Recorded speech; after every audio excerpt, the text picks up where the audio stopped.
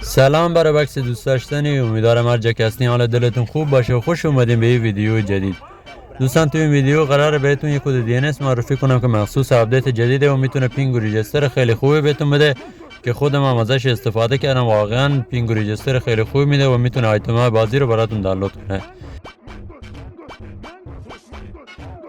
خب دوستان بریم برای معرفی کد DNS که داخل گیم پلی قرار داره و میتونید کد DNS را از اونجا بردارید.